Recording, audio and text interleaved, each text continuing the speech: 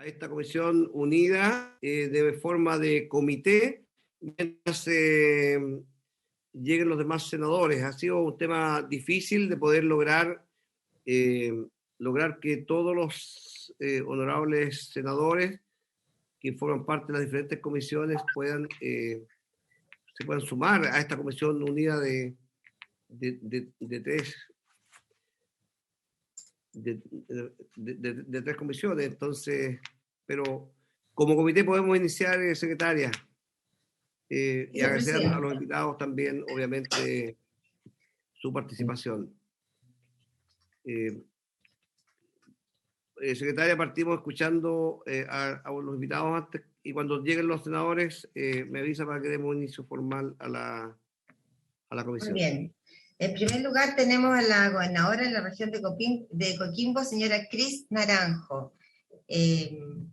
para que pueda comenzar su exposición. Hola, buenos días a todos y a todas. Gusto de saludarlos.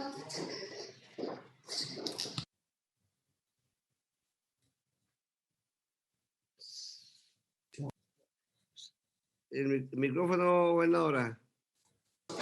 ¿Ahí me escuchan? Ahí sí, ahí sí. Ahí sí, ya.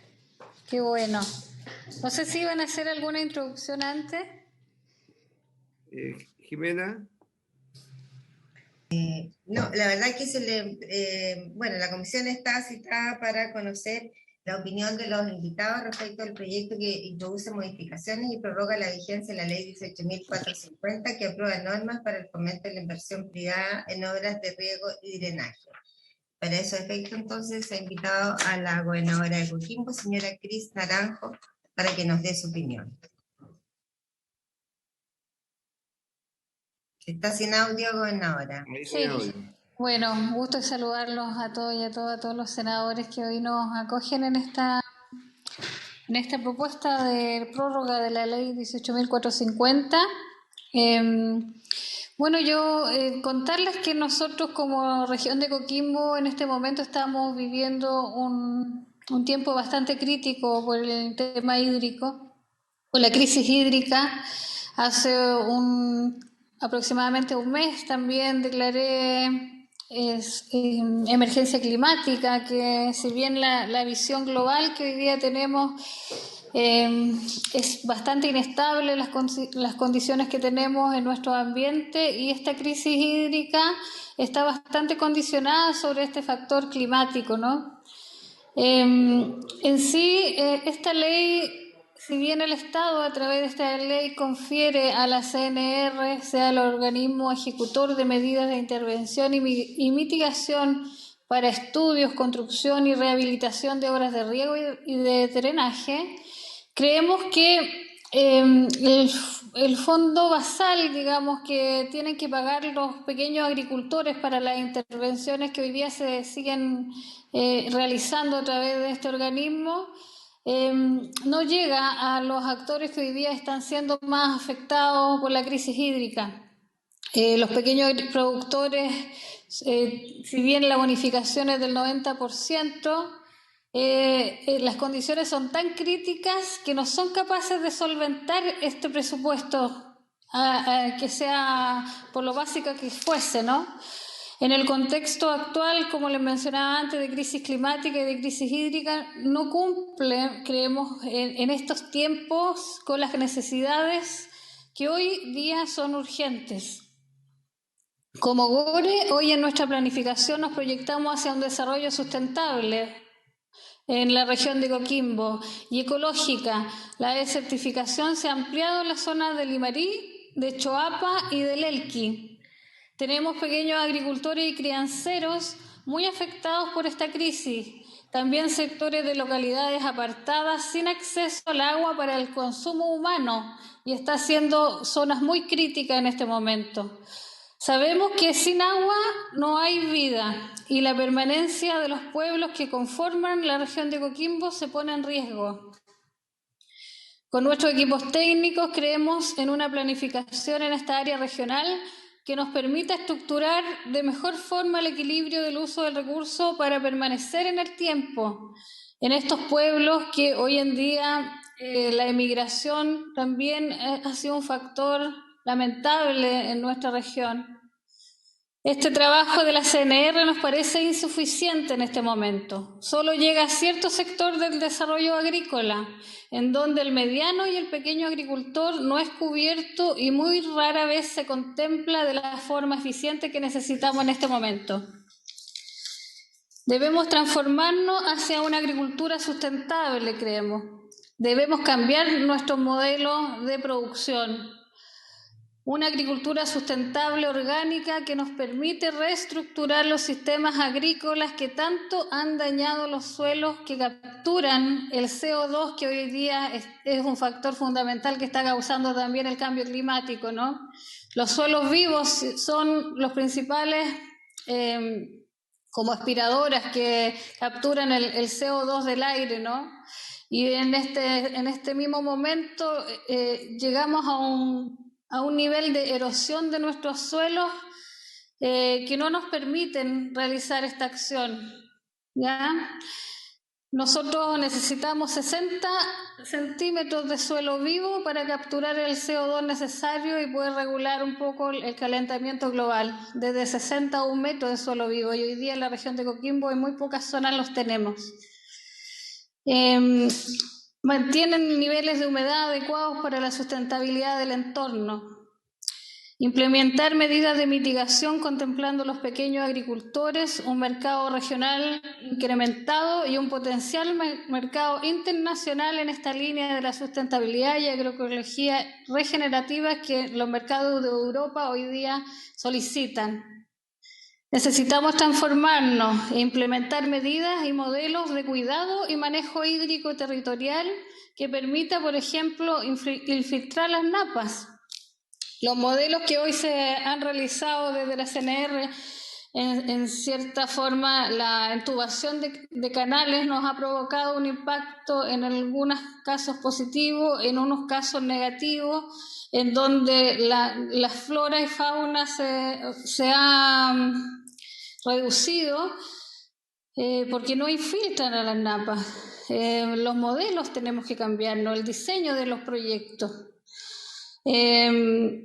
También hay un factor, el factor climático, que si bien, por ejemplo, por darles un ejemplo, un canal está entubado en pendiente y abajo tenemos localidades y casas, digamos, de sectores poblados. ¿Qué pasa si nosotros el día de mañana tenemos un núcleo frío en altura, 2 días de lluvia consistente, que llueve lo que no ha llovido en todo el año, que es un factor que ha ocurrido ya en Santiago, por ejemplo, y esta agua va a pasar directamente hacia las poblaciones, hacia abajo, en pendiente? No, los canales no tienen, como van a están entubados, no infiltran a las napas. Entonces toda esta agua va a escurrir hacia las casas y son inundadas. Esto ya pasó una vez en algunas localidades de nuestra región hace un par de años. Entonces nosotros nos damos cuenta de que los proyectos mismos que hoy día se están planteando no son suficientes, no cumplen el presente que tenemos hoy en día, que es mucho más inestable, y el factor cambio climático es fundamental que nosotros lo podamos contemplar y que poder generar nuevos modelos de implementación, ¿no? Sabemos que hay algunos apropiados que pueden ser los estanques, pero también tenemos que bajar la escala de los proyectos, porque queremos que las localidades sigan siendo patrimonio, sigan siendo como son, ¿no? Tienen una historia hermosa nuestros valles y queremos también cuidar eso.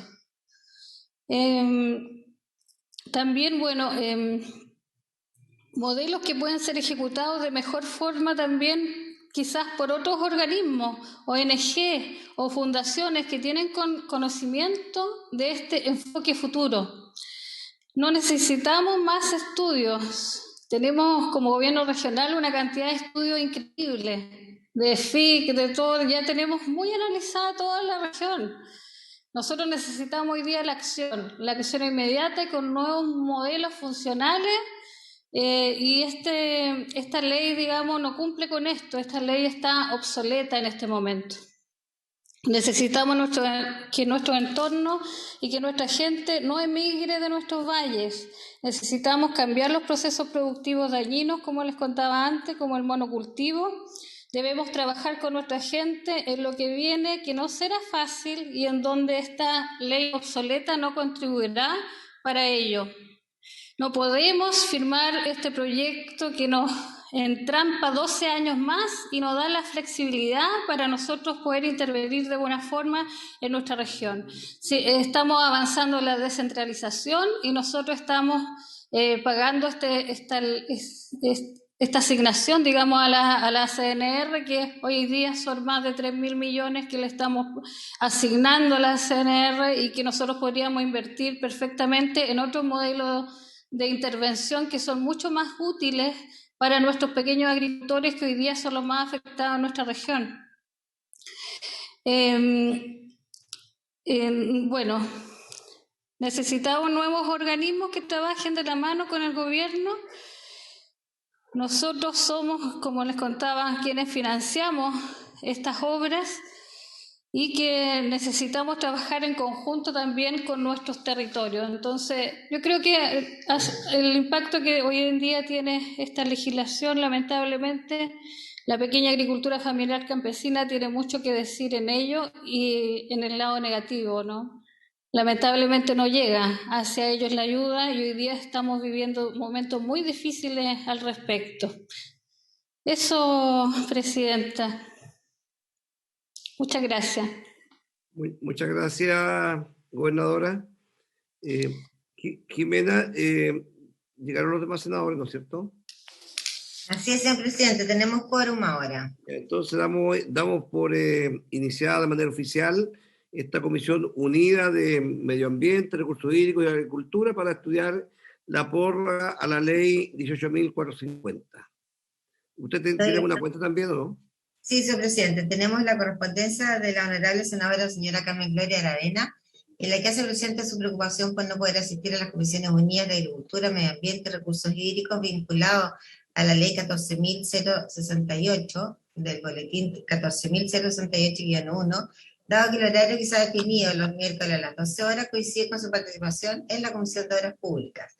En atención a los puestos y considerando la relevancia del proyecto y su gran interés en participar activamente en la discusión, solicita reconsiderar el día y el horario actualmente definido y evaluar la posibilidad de realizar estas comisiones unidas los días jueves o viernes, que permitiría poder participar con mayor holgura.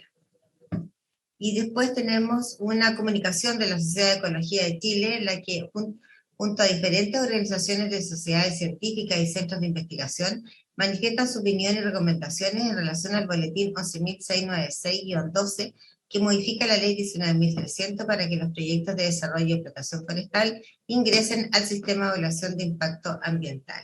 Documento que fue enviado a los mails de su señoría y el proyecto está hoy día para verse en la tabla del Senado en el 5º lugar.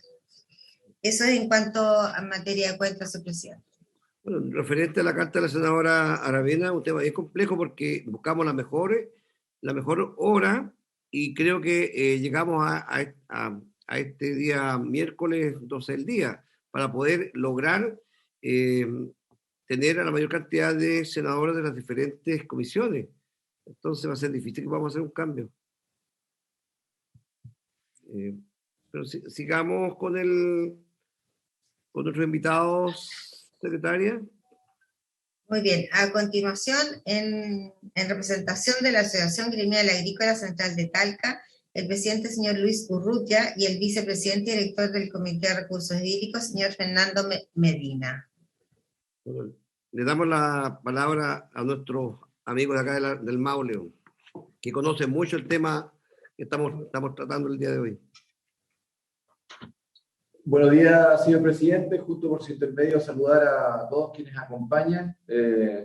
Decirle que en este periodo en el que estamos de Agrícola Central, desde el año 35 ligado a la agricultura, sus agricultores de la región del Maule, nos sentimos honrados de participar y gracias por la invitación que usted nos hace y por su intermedio a todos quienes participan. A los gobernadores invitados, claramente desearles lo mejor de los éxitos, porque van a ser ellos, sentimos nosotros, representados a través de nuestra gobernadora también, quienes en el futuro tendrán que ser quienes de alguna manera administren el sentido y el camino de cada una de las regiones. Decirle, señor presidente, por su medio, que, bueno, le traemos un saludo de una región completa que en el último tiempo, usted bien la conoce, se ha instaurado como el 50% de la producción de mucho, de las hortalizas, de las frutas que consumimos y que exportamos a nivel nacional. Le traigo un saludo con su intermedio también, por ejemplo, de quiénes son la realidad de esta ley y quiero de alguna manera hacerlos partícipes a ustedes y quienes participan, como ha sido el Valle de Pencahue, un valle que hace 20 años atrás era un sector absolutamente desértico, un valle encerrado por cerros en el secano costero de nuestra región, y que después de 20 años, al comienzo con 200 familias, una agricultura absolutamente relacionada con cultivo de pequeñas extensiones, animales bovinos y caprinos, se concentraba en producción de trigo a muy menor escala, carbón, desde su sector, desde lo forestal, los espinos, y que pasó en 20 años a ser el vergel, a ser el mercado de la región del Maule. Hoy día de 200 habitantes pasó a más de 9.000 habitantes, de 100 hectáreas cultivables, hoy día tenemos más de 9.000 hectáreas cultivables.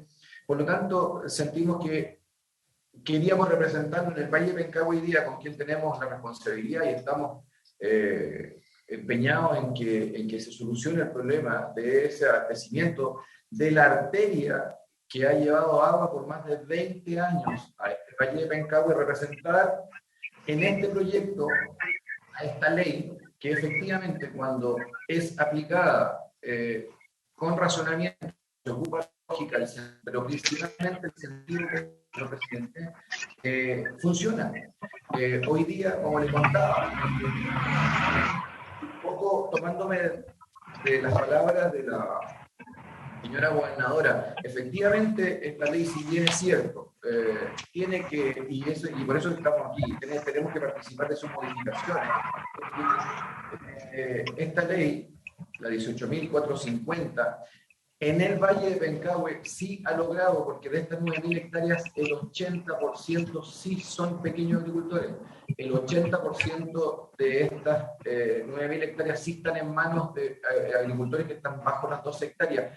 El Valle de Pencahue tendría que ser abastecido por lo menos por 16 o 20 metros cúbicos de agua por segundo para lograr este riego de esta cantidad de hectáreas en riego normal.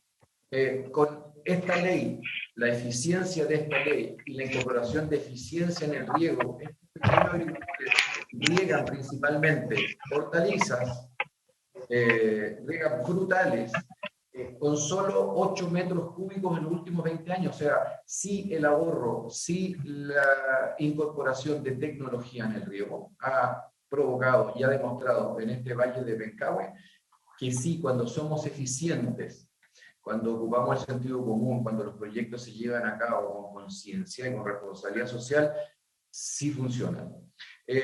Un poco de historia. Hemos traído en más de una oportunidad más de algún investigador israelita para que nos enseñe a regar. Y cuando lo hemos traído a la región o a distintas regiones del país, se sorprende en el viaje de que los ríos corran llenos de agua y no seamos capaces de optimizarlo. Nos han dicho que nosotros no tenemos un problema de agua, tenemos un problema de cómo la hacemos eficiente. Sentimos que sí necesitamos modificarla, estamos en un proceso claramente demostrado y absolutamente concreto de escasez hídrica. Por lo tanto, sentimos que hoy día el mensaje desde la agricultura de una región que se habla del PIB de un 3%, que se habla que no somos incidentes económicamente, pero que en la región nosotros somos más del 27%, que el 67% del PIB de esta región se maneja indirectamente, que el 80% son pequeños agricultores. Efectivamente, los pequeños agricultores son los que mueven esta economía agraria campesina pequeña, son los que abastecen los pequeños mercados, son los que llevan hortalizas. Hoy día, durante la mañana, ustedes, si alguna fruta se sirvieron, han sido parte de este proyecto agrícola de Chile, que es la que nosotros representamos, a este mundo rural que reúne más de 2 millones de habitantes de este país que se relacionan de alguna manera con esa fruta que ustedes se sirvieron al desayuno. Por lo tanto, sí necesitamos mejorar, sí necesitamos ser eficientes y sentimos, porque señor presidente, por su intermedio, quiero, a partir de mis palabras, dejar al vicepresidente de la Agrícola Central, don Fernando Medina, que nos acompañe en una mirada técnica de esta ley. Y decirle, para terminar, solo de que la solución siento que la tenemos en el agua, en esas 2 moléculas de hidrógeno y una de oxígeno. Y que si transformamos en 2H, en 2 H's de humanidad y una O de organizarnos, tenemos la solución en la que tenemos que participar todos, por supuesto, y en que la agricultura hoy juega un rol importante. No solo como proceso productivo, sino como proceso de desarrollo en esta pandemia que nos ha pegado tan fuerte y que en un año y medio representamos a esos agricultores también de la primera línea que no han parado para alimentar al Maule, alimentar a Chile y alimentar al mundo. Siento que somos responsables, sí, pero que tenemos deberes, pero que también tenemos derechos, y dentro de esos derechos siento que la eficiencia, como las hemos aplicado a nosotros, como ha sido el resultado de ese Valle Pencahue, sentimos que tenemos el derecho de participar y le agradezco su invitación y a las futuras invitaciones. Por su intermedio, presidente, don Fernando Medina, nuestro vicepresidente y director del Comité Hídrico de la Agrícola Central, si usted me lo permite, le concedo la palabra en estos minutos que nos quedan y agradecerle su invitación por lo demás y un éxito a todos quienes participan de esta comisión. Gracias. Adelante, Fernando. Muy buenos días, señor presidente. Buenos días por su intermedio a todos los senadores que nos acompañan. Bueno, yo voy básicamente a meter en la ley. Esta es una ley que se genera en un contexto que es la agricultura en Chile. Y dentro de la agricultura en Chile es la superficie que en Chile se riega. La agricultura es una actividad productiva absolutamente indispensable, que duda cabe, ¿no es cierto? No solamente porque es una actividad económica, sino que porque además produce los alimentos, que son fundamentales para que todo el resto de la economía funcione. O sea, sin agricultura no existiría actividad económica, no existiría la vida que hoy día tenemos, la vemos todos los días. Por lo tanto, es una actividad absolutamente esencial y que no podemos cometer errores. No tenemos espacio para cometer errores en las decisiones públicas, ¿no es cierto?, que involucran a esta actividad. Se desarrolla en todo el territorio nacional.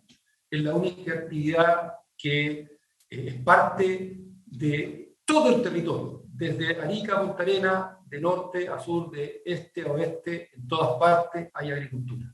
¿No es cierto? Agricultura de riego y agricultura de secano. Como actividad económica, impide la inmigración a las ciudades. Lo estamos viendo, hemos visto qué pasa con la inmigración descontrolada. Es la única actividad que permite mantener a la gente fuera de las ciudades. Esto es esencial. Ya el presidente decía lo que pasa con Pencahue. Pencahue es un valle agrícola que tenía 200 familias, hoy día tienen más de 9.000 personas viviendo exclusivamente en la agricultura. Si no somos capaces de mantener la agricultura, esas 9.000 personas vuelven a la ciudad de Talca y ustedes se imaginarán lo que va a pasar con eso, ¿no es cierto? La agricultura es una fuente muy importante de divisa, ¿no es cierto? Sin duda, ¿no? La región del Maule, nuestra región, presidente, el 66% o 67% de la actividad es directa o indirectamente desarrollada por la agricultura. Sin agricultura no existiría la región del Maule. Chile dentro del contexto mundial. Esto es muy importante, senadores, intermedio presidente, entiendan de qué estamos hablando cuando hablamos de Chile potencia agroalimentaria. Aquí les muestro un cuadrito con información del 2007, ¿no es cierto? Chile tiene 2 millones de hectáreas arables. El único país más chico que nosotros en el hemisferio sur es Nueva Zelanda, que es una isla. El único país con menores superficies arables, cultivables, no digo de riego, cultivables en el hemisferio sur, es Nueva Zelanda. Y somos potencia agroalimentaria. Y lo somos porque hemos hecho bien las cosas. En la parte agrícola, en la agricultura se han hecho bien las cosas. Por todos. Por los chicos, por los medianos, por los grandes, todos en forma eficiente y contributiva, ¿no es cierto?, han permitido que Chile hoy día sea reconocido en el mundo como un país potencia agroalimentaria. De estas 2 millones de hectáreas tenemos 1.100.000 hectáreas de suelos regados. Solamente 1.100.000 hectáreas. De ese 1.100.000 hectáreas nos quedan 800.000 hectáreas de riego gravitacional, muy poco eficiente, y se han tecnificado de alguna manera aproximadamente 350.000 hectáreas. Aquí es donde la ley de riego está funcionando. O sea, nos quedan todavía 800.000 hectáreas que deberíamos tecnificar para mejorar la eficiencia. Solamente para que tengan una idea, si se tecnificaran 100 hectáreas de riego gravitacional en Pescahue o en San Clemente, en la región del Maule, 100 hectáreas de riego gravitacional se pasaran de una eficiencia del 30% al 80%, esa agua que sobra alcanza para abastecer a la ciudad de Pescahue todo el año, el consumo humano. De eso estamos hablando. Cuando estamos hablando de eficiencia de riego, estamos hablando de que somos capaces de mejorar el uso en niveles que tienen un impacto directo en la gente. Directo en la gente. Cuando se habla de que es saqueo y no es sequía, es sequía. Es sequía. El problema que tenemos hoy día en Chile es sequía. Y si no somos capaces de administrar el recurso hídrico que tenemos para todos los usos, tanto humanos como ambientales, no vamos a ser capaces de llegar adelante y sacar adelante la agricultura. Perdón, ¿Dónde está Chile desde el punto de vista del riego? Aquí estoy mostrando el Valle Central. Pero ¿qué es Chile en el concepto mundial? Ahí tenemos una pequeñísima franja angosta y nuestra superficie de riego de la que estamos preocupados es ese punto en el mapa. Eso que está en círculo rojo, eso es Chile. Eso es la potencia agroalimentaria del mundo. Presidente. Estamos muy lejos. Perdón. Fernando, las imágenes no van corriendo. A lo mejor se podía mejorar. ¿Eso es lo que quería Andrés? También, me imagino. ¿Está corriendo ahí la imagen, no? Sí, no van corriendo las imágenes. Ah, perdón, déjame ver cómo lo podemos arreglar. Porque supone que estoy transmitiendo la pantalla. Un momentito, por favor. Parece que hay que ir pinchándola ahí. Ahí sí. ¿Ahí sí? Ahí sí. Ahí sí. ¿Ahí funciona? Ahí sí. Parece que hay que ir pinchando las láminas. ¿Ahí? Bueno, ahí se ve esta lámina, ¿no es cierto? Sí, ahí se. ¿Está viendo? Ahí tenemos, nosotros lo que les comparaba la superficie. Chile tiene 2 millones de hectáreas arables, comparado con 4 Perú, 4 Bolivia, 35 Argentina, 60 Brasil, 15 Sudáfrica, 44 Australia y solo 1 Nueva Zelanda. Le ganamos solamente a Nueva Zelanda en el hemisferio sur en superficie agrícola. Y somos potencia agroalimentaria. Nos creemos ese eslogan, ¿no es cierto? Nos creemos ese eslogan, estamos en todas partes del mundo. ¿Se ve la siguiente lámina? Sí. ¿Se está viendo eso? ¿Suelo regado? Se ve bien ahí la lámina. Ahí se ve, perfecto. Seguimos así entonces. Eso es lo que les explicaba. Tenemos 1.100.000 hectáreas de suelo regado hoy día y de esas 1.800.000 hectáreas aproximadamente son las que hoy día se regan en forma gravitacional y que es donde esta ley debería intervenir directamente. Ya hemos tecnificado aproximadamente 350.000 hectáreas, 330.000 hectáreas entre riego mecánico y riego tecnificado propiamente tal. Estas 247.000 hectáreas, aproximadamente 180.000 son productos de esta ley, digamos. Yo les explicaba lo que era el concepto mundial de Chile, ¿no es cierto? Estamos hablando solamente en Sudamérica, que la superficie de riego de la que estamos hablando es esto que está rodeado en el círculo rojo, ¿no es cierto? Una pequeñísima fracción, un punto en el mapa. Hemos hecho bien las cosas, señor senadora. Hemos hecho bien las cosas. Por eso Chile hoy día puede decir que somos una potencia agroalimentaria o intervenimos en el mundo en beneficio de nuestra gente, ¿no es cierto? No sé, ¿se cortó o no? Un momentito. Lamentablemente no voy a poder pasar las presentaciones como presentación, pero hoy día estamos alimentando más de 19 millones de habitantes, ¿no es cierto? La agricultura chilena alimenta más de 19 millones de habitantes y solamente para una cosa rápida, somos el principal productor exportador de semillas en el hemisferio sur, somos el principal exportador frutícola en el hemisferio sur, somos el principal productor exportador de arándano en el hemisferio sur. o éramos, porque Perú este año nos gana. Principal productor y exportador de cereza al hemisferio sur, primer exportador mundial de uva fresca, segundo de palta, tercero de kiwi, tercero de vino, récord en producción de remolacha, así como muchos otros cultivos, récord en producción de maíz, y me quise colocar remolacha y maíz porque son básicamente pequeños productores, que pueden mostrar al mundo niveles de producción envidiables. ¿Por qué creemos que esta ley tiene que prorrogarse? Absolutamente. Sin duda es la más eficiente ley de fomento de la agricultura que hemos tenido. Eso sin duda. Si uno lo mira en el campo, cuando hemos visto cómo ha aumentado la superficie de riego, ¿no es cierto? Valle del Cauca, todo el secano interior, el secano de cordillera, ha aumentado la superficie de riego, se lo debemos a esta ley en los últimos 30 años prácticamente. Ha permitido mantener la actividad agrícola, ¿no es cierto? Evitar la migración en las ciudades. En solo los últimos 10 años se significó el 18% de la superficie de riego. Eso es muy eficiente. En los últimos 10 años solamente se lograron regar 10% de las hectáreas de ruro, es decir, del millón de hectáreas que no se riegan, o 1.100.000, se lograron regar 100.000 hectáreas extras. Eso también es eficiencia. Se autofinancia. Este es un tema que me llama la atención, que nunca se ha dicho. Es una ley que se autofinancia. No requiere recursos extras del Estado. Se financia solamente con el IVA, con el impuesto a la renta y con el aumento de las contribuciones que implican las superficies que pasan de secano a riego. Solamente con esos impuestos o contribuciones la ley se financia dentro de los primeros 10 años de implementado cualquier proyecto. Y si el proyecto es para puesta en riego, o sea, de nuevo riego, se financia en los siguientes 5 años. Solamente eso, es una ley que se autofinancia. Se aplica en todo el territorio al mismo tiempo. Esto es muy interesante tenerlo muy consciente, porque es la herramienta que tenemos para enfrentar la sequía que nos afecta. Podemos, en base a esta ley, intervenir en todo el territorio al mismo tiempo, cosa que el Estado le sería imposible. Podemos actuar en todo el territorio, generar un impacto en el corto plazo, en el muy corto plazo, ¿no es cierto? Porque si todo el territorio, por ejemplo, decide por esta ley aumentar la eficiencia, podemos hacerlo en todas partes, en muy pocos años podemos aumentar un 50% de la eficiencia de la superficie, del 50% de la superficie que nos queda.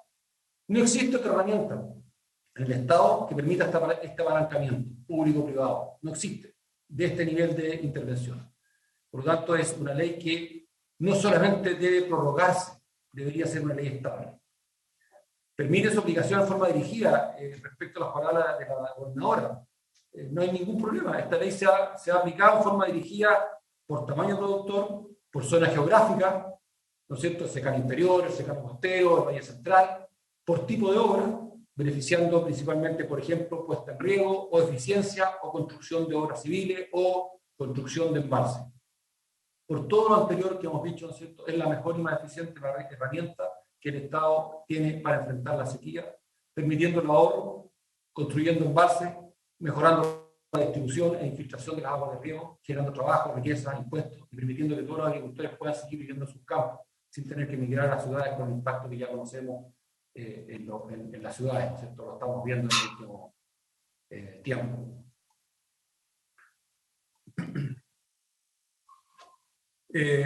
Solo por ser la mejor y más eficiente herramienta que dispone el Estado para enfrentar la sequía y cambio climático, esta ley ya debería ser prorrogada. Solamente por eso. No tenemos otra ley que permita hacer esto. Y además, como dije, debería ser una ley permanente. Tener que estar discutiendo si se tiene que aprobar por los próximos 3 años, los próximos años, cuando estamos enfrentados, señor presidente, a la peor sequía que hemos podido enfrentar. ¿Qué quiere decir eso? Que está en riesgo la alimentación del país. Está en riesgo la capacidad de producir los alimentos que necesitamos. Yo no olvido las palabras del ex ministro de Agricultura cuando nos decía que si no llegaba el barco de leguminosas que venía a Canadá, nos quedábamos sin leguminosas. Bueno, esta ley, ¿no es cierto? Esta ley bien dirigida, adecuadamente dirigida, bueno, nos va a permitir mantener esta actividad. ¿Qué modificaciones hemos visto que es necesario? Está claro que la ley puede ser mejorada, ¿no es cierto?, como todas las actividades humanas. Lo primero es que esta ley debería ser una ley permanente. Debería ser una ley permanente, o a lo menos mientras exista el riesgo climático, que por lo que estamos viendo se llegó a quedarse y va a ser por los próximos 50 años por lo menos. Debería potenciar el financiamiento en forma muy importante, debería ser potenciado su financiamiento. Ya hemos dicho que es una ley que se autofinancia. Dado eso, ¿no es cierto?, proponemos, ¿no es cierto?, que se financien los proyectos por el solo hecho de presentarse. Sería muy interesante poder discutir que ustedes discutan, ¿no es cierto?, cómo hacemos de que esta ley, que hoy día trabaja con concursos, donde queda siempre una gran cantidad de gente en la cola, no queden en la cola, se financien en la medida que los proyectos se ejecuten de acuerdo a los mismos preceptos contemplados en los proyectos que se presentan. Si los proyectos, por ejemplo, si se decide, que es la propuesta, intervenir en eficiencia y en embalse de agua hoy día, bueno, los proyectos que se ejecuten, se construyan, mejorando la eficiencia y construyendo los embalses que se requieren, sean financiados en el momento que está construida la obra y no se sometan a concursos. Lo que está pasando hoy día en la agricultura, si no hubiese llovido en los últimos 2 meses, ¿no es cierto?, todo el Valle Central, desde la zona central de Chile, estaría sometida a la catástrofe más grande de la historia. El COVID sería un chiste al lado de un año como el año que se repitiera en 2 años seguidos, como el año 2019, o otro año más el próximo, como este año. No habría reservas de agua para sostener la agricultura en el Valle Central, y no tenemos tiempo para seguir esperando. Esto hay que hacerlo ya, tenemos que partir rápidamente interviniendo donde podamos. Como decía, mantener, ¿no es cierto?, esta ley permanente, y además ahí proponemos no incentivar la superficie de nuevo riesgo, es decir, mientras el país se encuentre en esta condición hídrica de escasez o de emergencia hídrica, no incentivar proyectos que aumenten la superficie de riesgo. Potenciar fuertemente las inversiones en eficiencia de riego.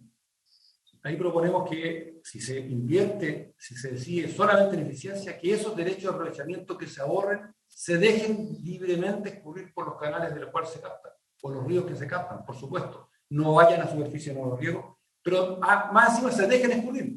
¿Y por qué? Porque esa agua es la que permite la infiltración, es la que permite la recuperación de las norias y los pozos subterráneos donde se capta el agua para uso humano. Pencagua es otra vez de nuevo un ejemplo. Pencagua antes de la puesta en riego del valle no tenía agua para sus habitantes. Para las pocas 200 familias no había agua en pleno verano. Hoy día no tiene ningún problema de agua. Mientras el canal Pencagua funciona. El día que el canal Pencagua deje de funcionar, bueno, vamos a tener problemas. El ahorro se debe dejar escurrir por los mismos canales o cauces por donde se capta, permitiendo la recuperación de napas subterráneas, alimentando humedales y finalmente volviendo al cauce natural y al océano. Estudiar con mucha precisión la necesidad de recubrimiento de canales, lo decía la gobernadora en sus palabras, ¿no es cierto? No en todas partes es necesario recubrir los canales si es que logramos mantener el flujo de los canales por el ahorro del agua, que en las captaciones ocurra, dado la mayor eficiencia. Ese recubrimiento de canales lo que está haciendo es impedir el abastecimiento de napas subterráneas. Yo quiero recordar que la agricultura utiliza derechos de agua de uso permanente y continuo, en general. Permanente y continuo, por lo tanto podemos utilizar esos recursos en invierno para mejorar, infiltrar napas, ¿no es cierto?, y la captación de obras, que es lo que estamos proponiendo, ¿no es cierto? Potenciar fuertemente la construcción de obras pequeñas y medianas en embalses estacionales de agua de riego en todo el territorio. Esto, señores senadores, senadoras, esto nos parece absolutamente esencial.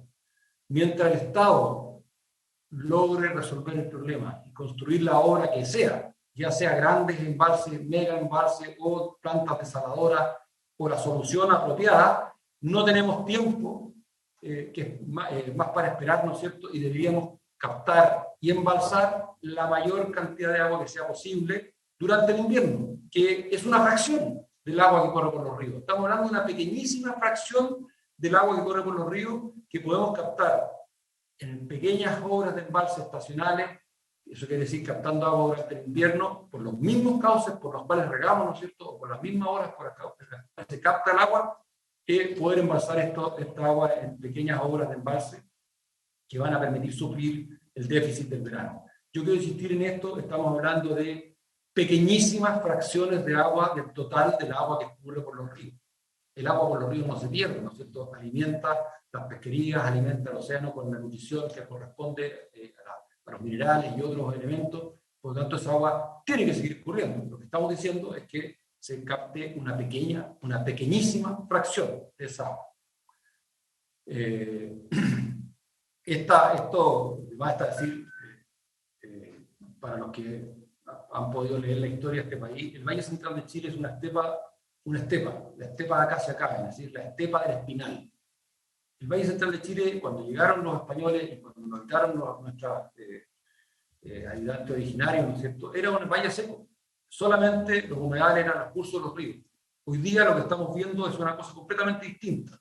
Es cierto, hemos cambiado completamente el panorama, el ambiente en el cual nos desarrollamos, pero habemos 19 millones de habitantes y lo vamos a tener que seguir cambiando. Esperamos que sea, ¿no es cierto?, en forma amigable con el medio ambiente, que sea en forma responsable, pero los seres humanos vamos a seguir viviendo en este país y necesitamos hacer las obras hoy día, porque no nos podemos arriesgar para que en los próximos 15 o 20 años nos sequemos definitivamente. La solución definitiva no es esta, evidentemente no lo es. El agua, la sequía llegó para quedarse, probablemente los volúmenes de agua que van a caer van a ser muy menores. Y el agua siempre es vida. Yo les quiero mostrar, aquí tengo dos fotos de un embalse que se construyó este año y que se llenó exclusivamente con el agua caída en la lluvia de agosto y de septiembre. Este embalse solamente en 2 semanas es un embalse que reemplazó superficies de cultivos de arándanos y viñas, se sacaron, se arrancaron para poder embalsar una pequeña presión agua para poder abastecer el verano. En 3 semanas, en ese embalse se llenó de vida, como no había habido nunca en esa zona. Nunca había habido vida en esta vida, digamos, como la que estoy mostrando. Perdón, se me fue de nuevo esto.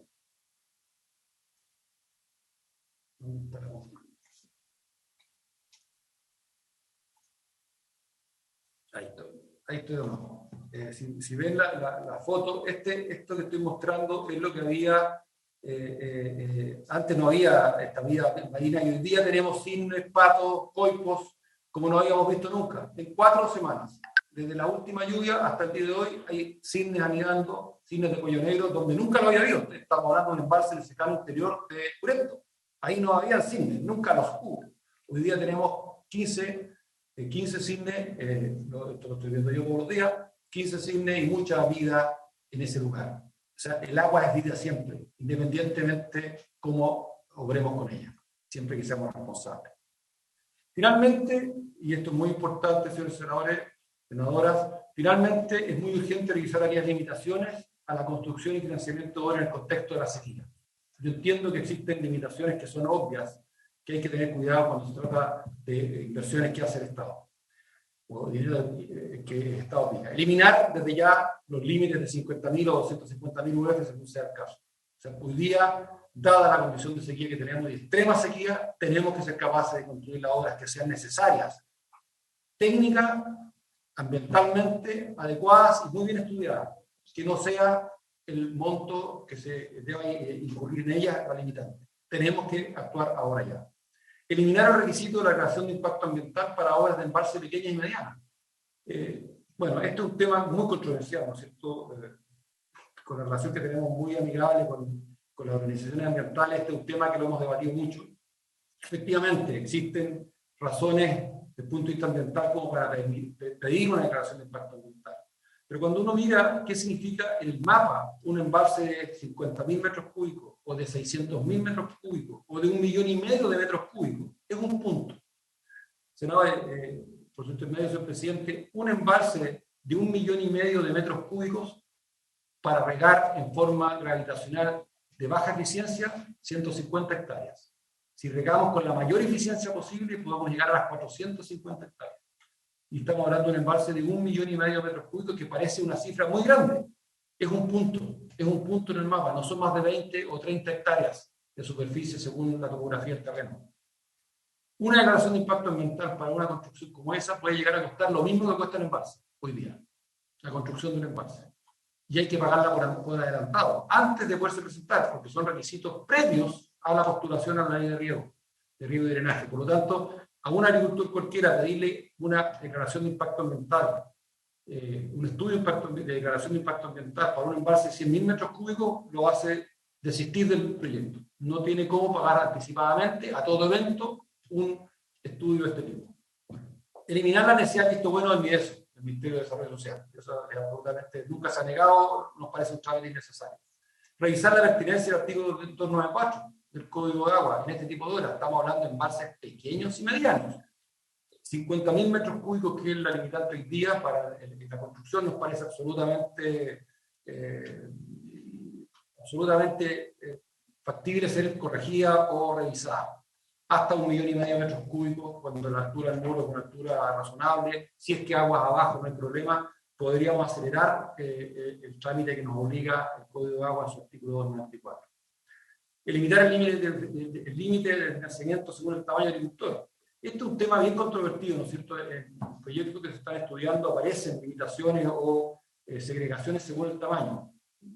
Parece razonable, absolutamente razonable, pero hoy día, con la condición actual del escenario de sequía, poner límites de este tipo, por ejemplo, cuando se juntan varios agricultores o cuando un agricultor grande hace una obra importante de eficiencia, el resto de agua queda en el canal.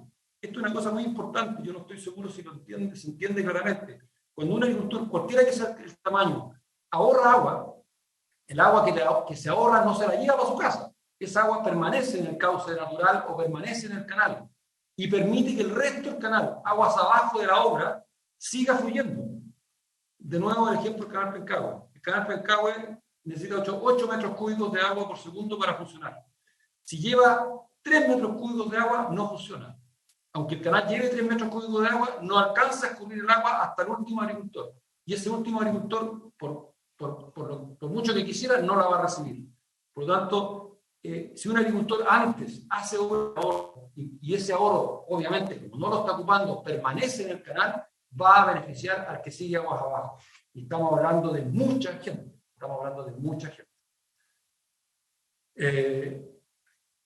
Finalmente, quiero decir algo que puede parecer un tanto, cuando no se conocen las razones por las que lo digo, puede parecer un tanto complicado. Esta también que existe en el proyecto que están estudiando, esta idea, ¿no es cierto?, esta propuesta, esta pretensión, ¿no es cierto?, de beneficiar a algunos productores por sobre otros según sean sus orígenes o tamaños, etc. Eso es absolutamente razonable. Creemos que no solamente así, como dijo la gobernadora hace un rato, ¿no es cierto?, el que sean financiadas las obras de pequeños agricultores en forma completa es absolutamente razonable. Pero cuando se trata de modificaciones de cauce, cuando se trata de modificaciones que impliquen ahorros de agua, ¿no es cierto?, en un canal, eso es imposible.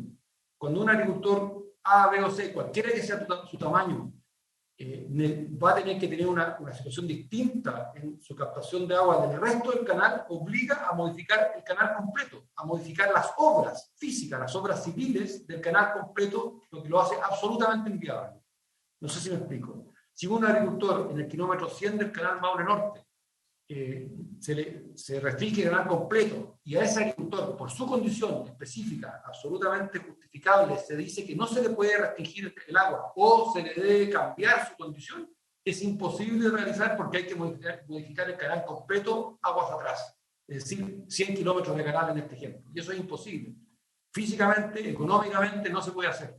Por lo tanto, pretender dejar en la ley, en el escrito, ciertas restricciones, yo creo que hay que estudiarlas muchísimamente, proponemos que se estudie con mucho cuidado porque no van a poder ser aplicables en muchas condiciones porque físicamente es imposible. Eso es, señor presidente, eso queríamos decir. Perdonen la extensión, pero nos parece que esta ley requiere y merece ser analizada en profundidad.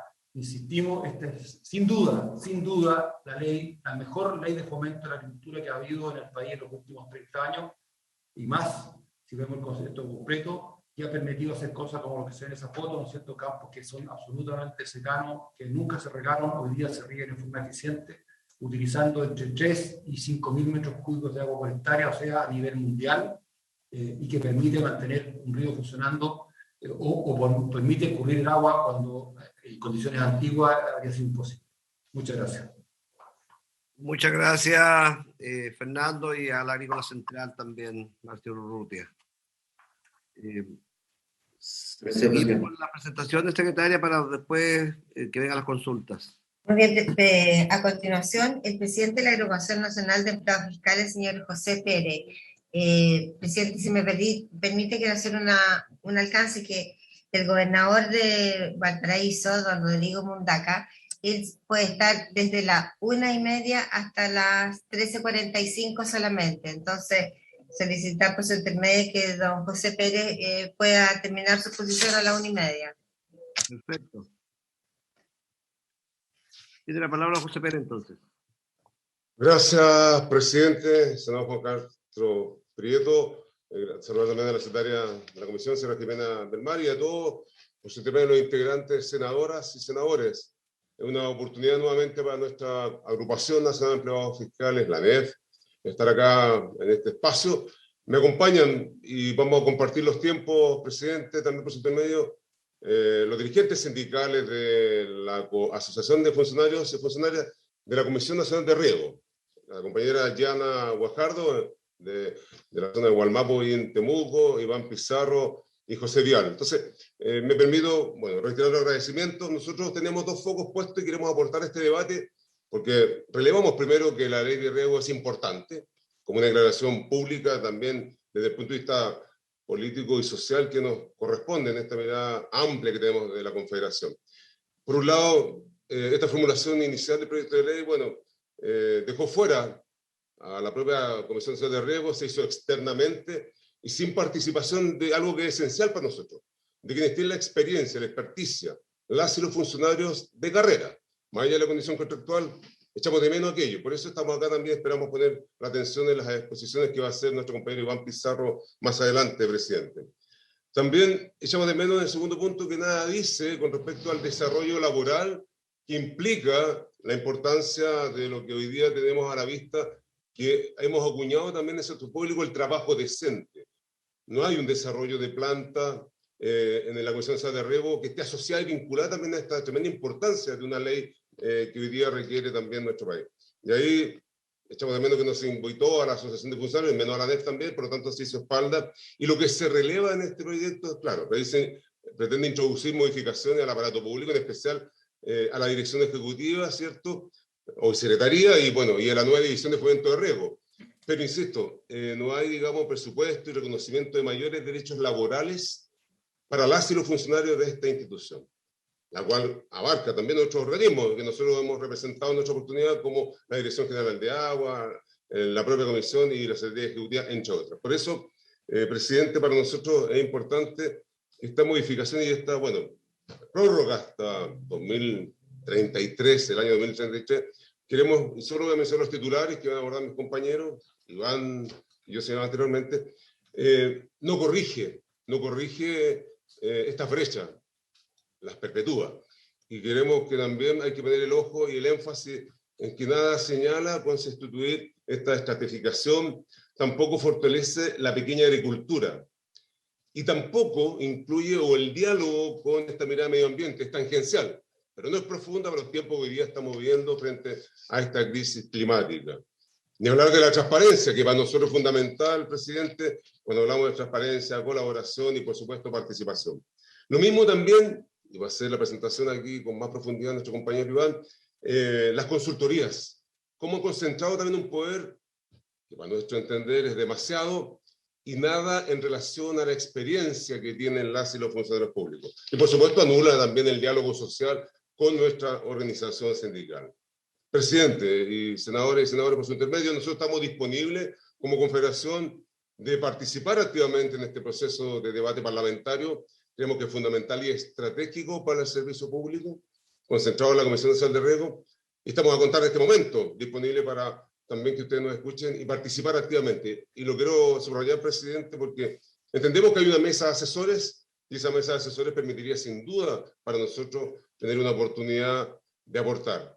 Y en este proceso constituyente, donde efectivamente, si bien es cierto el Código de Agua, se menciona ahí en el artículo 5 que los recursos hídricos y también superficiales y subterráneos son bienes nacionales de uso público, esta afirmación es prácticamente conceptual, dado que en otro artículo, el mencionado Código, el Estado puede otorgar a los particulares el derecho a aprovechamiento de ellos, transformándolo, como sabemos, en bienes comerciales, cuestión que para nosotros nos complejiza desde el punto de vista del servicio público.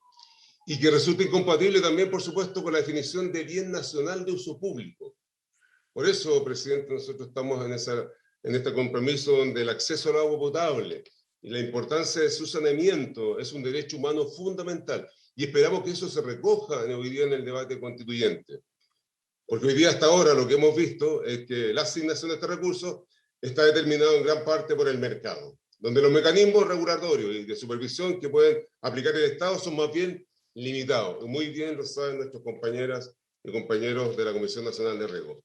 El énfasis del presidente es en estos dos puntos, en la línea, digamos, técnico-profesional, y también sería interesante, y quizás la oportunidad me permito como presidente de la confederación más grande de este país, la ANEF, también considerar, ¿por qué no?, un artículo transitorio que ponga el énfasis en dotar, en promover, ¿cierto?, el desarrollo de ese trabajo decente en ese propio organismo público.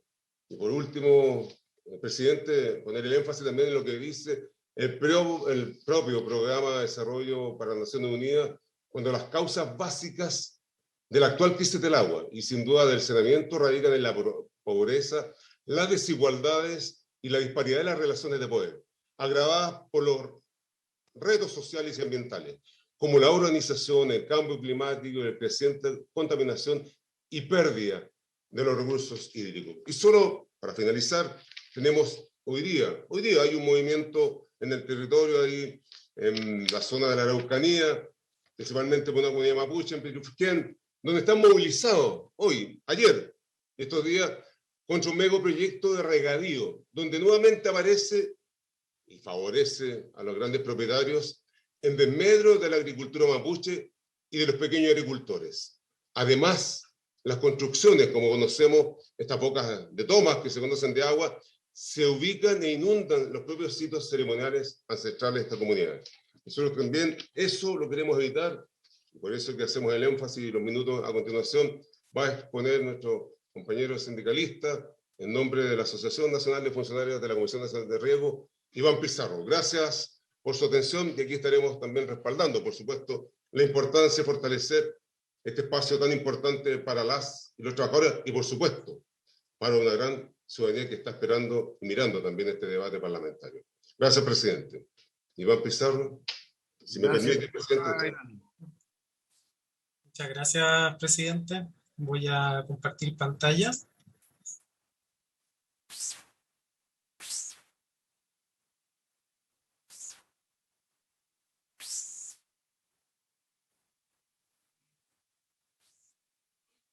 ¿Se ve bien? Sí, se ve muy bien.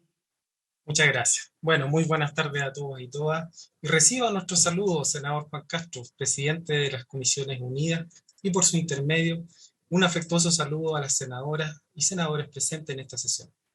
Agradecemos, por cierto, al presidente de la ANEF, don José Pérez de Belli, por su compromiso con nuestra organización y por cedernos parte de su tiempo para estar hoy en la discusión. Saludamos a las autoridades presentes, invitados y a todos los funcionarios, agricultores y dirigentes de organizaciones de usuarios que asisten de forma remota a esta sesión. Soy Iván Pizarro y junto con José Vial y Yana Guajardo, que está desde Temuco, somos la directiva de la Asociación de Funcionarios de la CNR. Y esta es la primera ocasión que nos presentamos a la discusión de un proyecto de ley que nos compete directamente. Debemos destacar la visión que tuvo el Senado al proponer el análisis del proyecto en esta particular comisión, ya que comprendió que la ley de riego no solo dice relación con agricultura, que por cierto es una de sus funciones principales, pero también dice relación con medio ambiente, recursos hídricos y sequía, y que en último término es la gestión y buen uso del agua, un bien nacional de uso público, fundamental para toda la sociedad y sus actividades productivas. Saludamos esa determinación del Senado, que en el caso de la discusión en la Cámara Baja careció de una mirada más amplia e integral. Bueno, pasemos a la materia que dice relación con el boletín 14068, que introduce modificaciones y prorroga la vigencia de la ley 18.450. ¿Cuál va a ser nuestro temario de la presentación? En primer lugar, vamos a comentarles quiénes somos, vamos a referirnos a la importancia de la ley de riego y el rol de la CNR. Vamos a hablar sobre nuestra demanda histórica como asociación de funcionarios y sobre el déficit de dotación de nuestra institución. Queremos responder a esta pregunta que es fundamental. Referirnos a quiénes fueron los beneficiarios de la ley 18.450 en el periodo que estamos cerrando, en los 12 años que van desde el año 2010 hasta el año 2021, que es cuando culmina su vigencia. Vamos a abordar aquellas brechas que a nuestro criterio, no están siendo abordadas por este proyecto de ley, y vamos a presentar las oportunidades de mejora que hemos desarrollado como asociación, y al final una síntesis de las mismas. Bueno, ¿quiénes somos? Somos la organización sindical que representa a los trabajadores de la CNR, de carácter nacional, creada el año 2007, con una adhesión del 70%. Actualmente somos 120 socios. Para llegar a esta instancia, desarrollamos un proceso participativo con los asociados, que consideró desarrollar una asamblea inicial, trabajar documentación, realizar un seminario temático, conocer el proyecto.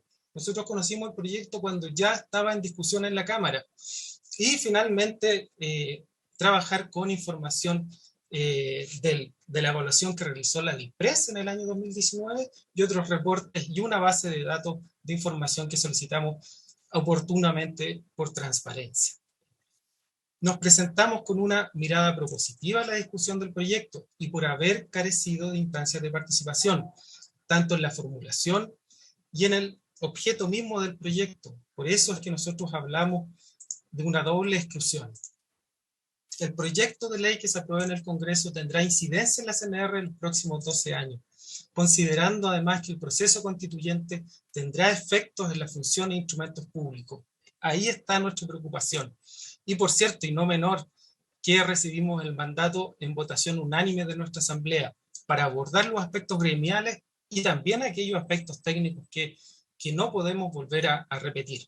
Estamos en condiciones de afirmar que este proyecto de reforma y prórroga de la ley se hizo fuera de CNR, sin participación y a espaldas de los funcionarios. Al menos esta directiva que representa los intereses de los trabajadores no fue consultada.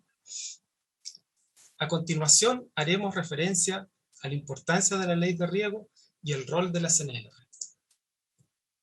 Estos son los datos de la DGA. Nosotros sabemos que la agricultura representa el 72% de los usos. Por ello, cualquier medida que apunte a un mejor riego tiene un alto impacto directo en ese 72% de los usos y también multisectorial, porque cuando nosotros invertimos en la reparación de un canal, estamos favoreciendo a todos los sectores que se aprovechan de ese recurso.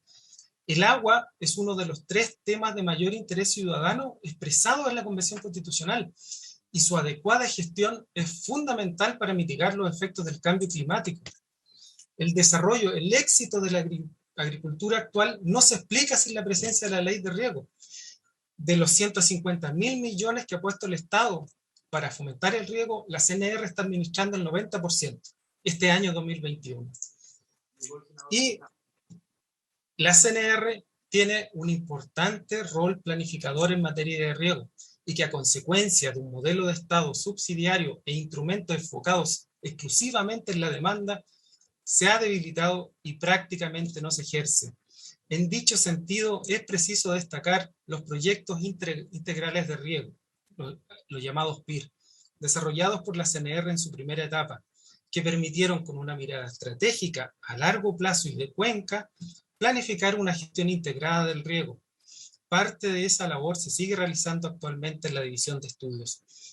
Por ello es fundamental y hacemos un llamado en el marco de la discusión constituyente a recuperar el rol planificador de la CNR y por ello la urgencia de fortalecer su planta funcionaria y presencia regional, que es el tema que veremos a continuación.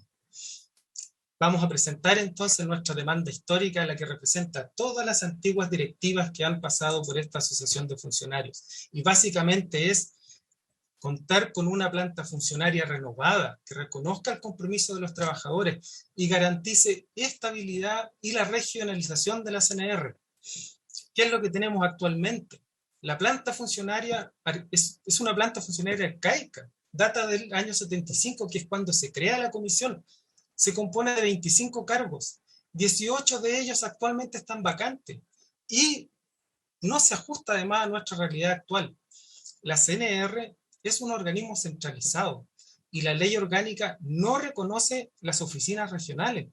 Esto permitió el cierre de oficinas en la primera administración del presidente Piñera, situación a la que hacía alusión el senador Durresti en sesiones anteriores. Este proyecto de ley solo considera mejoras para las jefaturas Y de acuerdo, si nos atenemos a esta regla del estatuto administrativo del 80-20, ¿no es cierto?, donde la planta representa un 800% de la dotación en relación a las contratas, actualmente deberíamos tener 800 cargos. Es realmente un absurdo.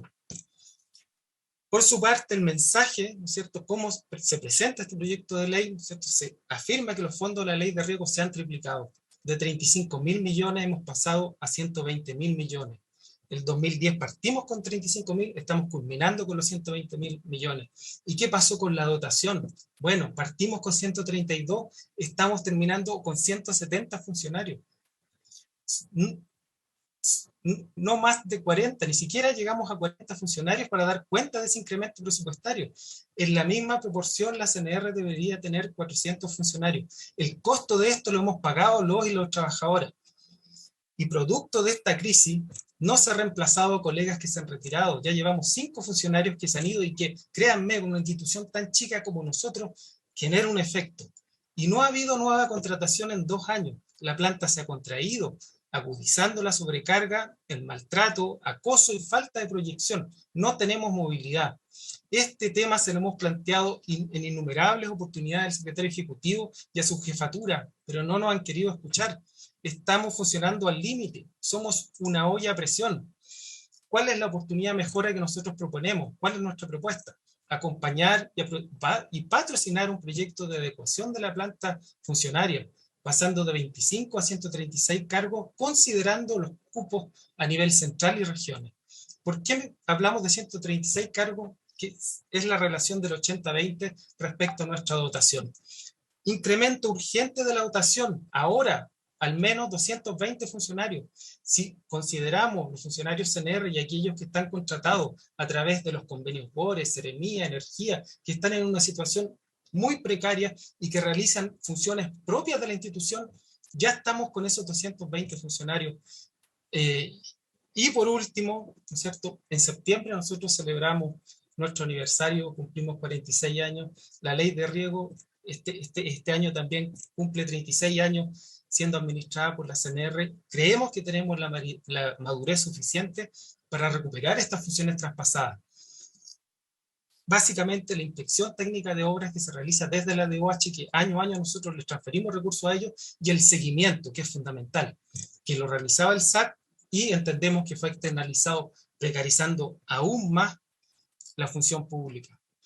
Si queremos una CNR que llegue a regiones, que recupere su rol planificador, que dialogue con los territorios, necesitamos urgente un aumento de la dotación, recuperar las funciones traspasadas y una ley de planta acorde al siglo XXI. Estamos desaprovechando la potencialidad del servicio, dependemos de convenios y estamos jibarizados respecto a nuestra real capacidad. Ahora presentaremos nuestra evaluación del proyecto presentado por el Ejecutivo. Por ello es necesario responder a esta central pregunta. Es, ¿quiénes fueron realmente los beneficiarios de la ley 18.450 en este periodo? El Ejecutivo ha señalado en el mensaje con el que ingresa el proyecto e insistentemente en cada sesión de las comisiones que el 80% de la bonificación ha ido a la pequeña agricultura. Nos permitimos disentir de dicha afirmación y lo vamos a confirmar con los datos que presentaremos a continuación. Para partir, queremos explicar cómo está organizada la ley de riego en aspectos muy simples. Inicialmente hay un sistema concursal, los proyectos se presentan a través de consultores que tienen que estar registrados en la CNR, hay requisitos de entrada, que para algunos son barreras de entrada a este recurso, que es presentar titularidad de tierra, agua, contar con el capital que es fundamental para poder financiar estas obras, y un cuarto factor que es contar con un consultor, ¿cierto?, que es quien elabora ese proyecto. La resolución de los concursos, ¿no es cierto?, luego de una revisión exhaustiva y muy dedicada que realizan los funcionarios de la CNR, ¿no es cierto?, en el Departamento de Fomento, se resuelven a través de 3 variables principales, ¿no es cierto?, que es la superficie, el costo del proyecto y el aporte que realiza el privado. Entonces, y el pago de los proyectos se realiza contra obra terminada. Es decir, que la pequeña agricultura y las mujeres son los grandes afectados, ¿no es cierto? Que son los que presentan las peores condiciones para poder entrar y recibir los beneficios de la ley. Por ello es destacable mostrar, referirse a que la ley ha generado el programa especial de pequeña agricultura o grupos protegidos para las mujeres para poder corregir esas limitaciones. Vamos a presentar acá algunos datos. ¿Cuál fue el monto que puso la CNR en estos 10 años? Son 633 mil millones en bonificación en cerca de 15.000 proyectos. El bono promedio, que significa el aporte del Estado que hizo por cada uno de esos 15.000 proyectos, fueron 42 millones, y el aporte promedio, ¿no es cierto?, el esfuerzo que hizo el privado para materializar ese proyecto fue de un 30%. Si vemos la bonificación a través de los subprogramas, ¿cierto?, las obras menores tienen el 79% de los montos, y el programa de pequeña agricultura, que es el que corrige, ¿no es cierto?, que crea condiciones especiales para que puedan ingresar a la ley, solamente tiene un 4% de los montos. Aquí está, digamos, el detalle de cuáles son los topes de estas distintas líneas programáticas, ¿cierto? Las obras menores son aquellas que llegan a las 15.000 UF. El programa de pequeña agricultura, ¿no es cierto?, tiene este techo, esta limitación de las 400 UF, y para el caso de las obras medianas se establece que el tope del costo de los proyectos a financiar son 250.000 UF. ¿Ah? Hay que tener claro esa cifra, que son cerca de 7.500 millones.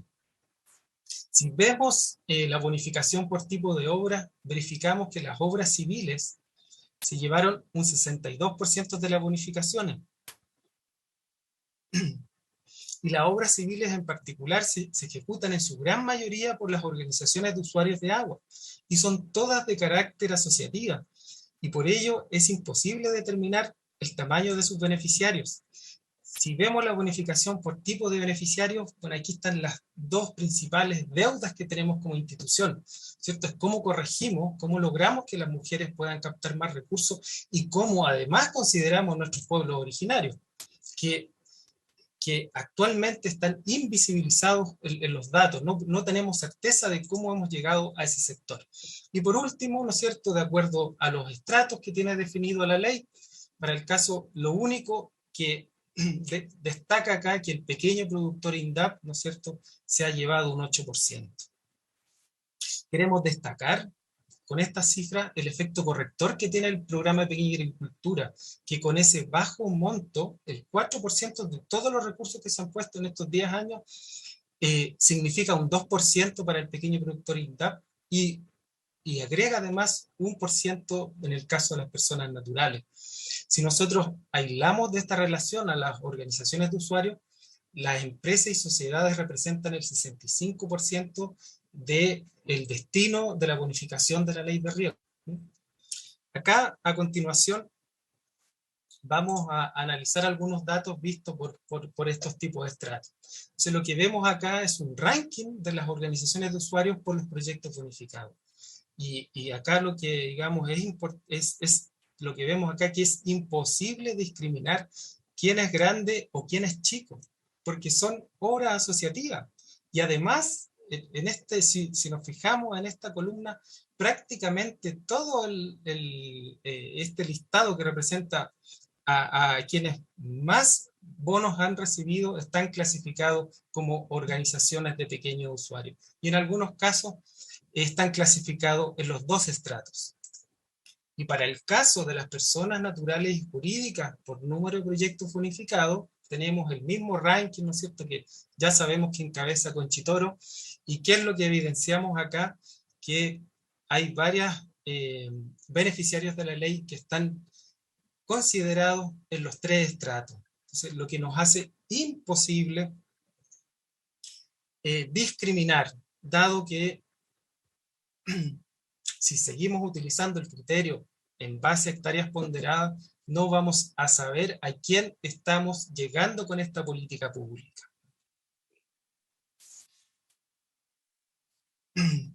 ¿Cuál es nuestra conclusión? lo único que podemos afirmar con mediana certeza es que el 8% de los fondos han ido al pequeño productor agrícola de INDAP.